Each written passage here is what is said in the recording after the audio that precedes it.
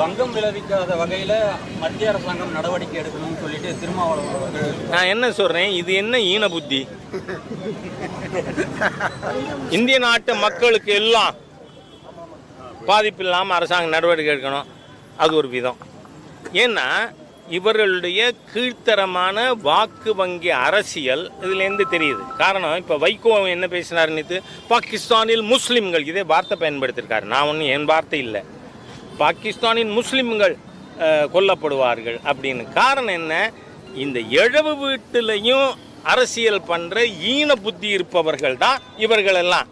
அது வைகோவாக இருக்கட்டும், திருமாவளவனாக இருக்கட்டும். அதனால் நான் சொல்கிறேன், 2 பார்லிமெண்ட் தொகுதிக்குள்ளே இருக்கிற விழுப்புரம் சிதம்பரம் கட்சி விசிகானா அதானே, விசிகா, இதுக்கு அடேங்கப்பா இவர் திரு அஜித் தோவலை விட பெரிய அறிவாளின்னு நினச்சிக்கிண்டு என்ன.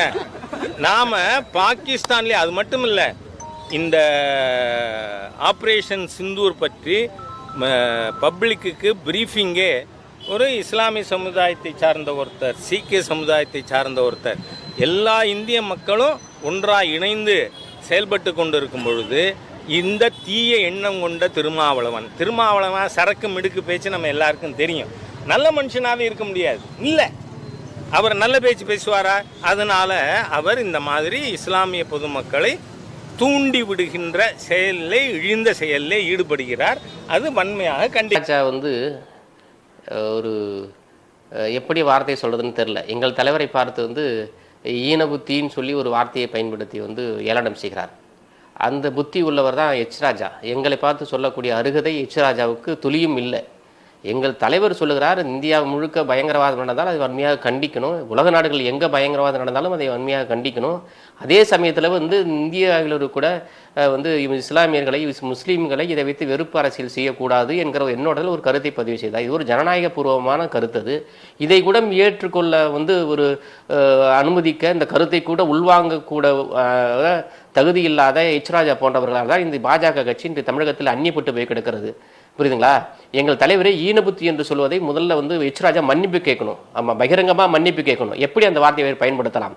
ஈனபுத்தி யார் இருக்கு, ஈனபுத்தி யார் இருக்கு மக்கள் சொல்வார்கள். இந்த யார் தமிழகத்திலே ஈனபுத்தியோடு சுயநல அரசியலோடு வாக்கு வங்கி அரசியலுக்காக இந்த மக்களை அன்றாடம் இந்தியா முழுக்க இருக்கிற சிறுபான்மையினர்களும் ஒடுக்கப்பட்ட மக்களும் விளிம்புநிலை மக்களும் பாதிக்கப்படுவது பாஜக ஆட்சியில் தான். ஈனபுத்தி உள்ளவர்கள் அவர்கள் தான். எச் ராஜா போன்றவர்கள் தான் ஈனபுத்தி உள்ளவர்கள். எச் ராஜா போன்றவர்கள் தான் இந்த சமூகத்துக்கு தீங்கானவர்கள், தீய சக்திகள் அவர்கள் தான்.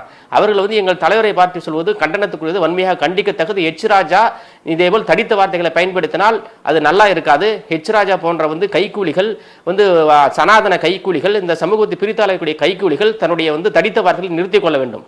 அதான் ஹெச் ராஜா எப்பவுமே அந்த ஆதிக்க மனப்பான்மையோடு, சாதிய மனப்பான்மையோடு பேசக்கூடிய ஒரு நபர் தான். ஒரு சக மனிதனை மனிதனாக கூட நினைக்க தெரியாத, ஒரு பக்குவம் இல்லாத, ஒரு தாந்தோடித்தனமான ஒரு அரைவேக்காட்டு அரசியல் தலைவர் தான் ஹெச் ராஜா. புரியுதுங்களா? இன்னைக்கு இல்லை, அவருடைய அரசியல் கிழமை இத்தனை காலம் தமிழகத்துடைய அரசியல் கிழமை அதே அரைவேக்காட்டுத்தனம் அரசியல் கிழமை தான். எந்த ஒரு பேச்சாச்சும் மெச்சூரிட்டியா இருக்கா? ஒரு பாரதிய தேசிய அளவில் ஆட்சி செய்யக்கூடிய ஒரு பாரதிய கட்சியினுடைய ஒரு பொறுப்பாளராக இருக்கக்கூடிய எச் ராஜா போன்றவர்கள் மக்கள் நலனை துளியும் சிந்திக்காமல் ஒரு தாந்தோடித்தனமான ஒரு கருத்தை பதிவு செய்கிறார். எச் ராஜா விசிகா கட்சி விழுப்புரம் சிதம்பரம் சொல்ல கட்சின்னு சொல்றாப்ல. தமிழ்நாடு முழுக்க இன்னைக்கு பிஜேபி விட அதிகப்படியான மக்கள் செல்வாக்குள்ள கட்சி விடுதலை சிறுத்தைகள் கட்சி. வேணா போட்டி போடுங்க, வாங்க. சிதம்பரத்தில் முன்னாள் முடிஞ்சா தெம்பு இருந்தா திராணி இருந்தா நின்னு பாருங்க. நீ திட்டுக்குடியில் நின்னீங்க, தோந்து போனீங்களா இல்லையா?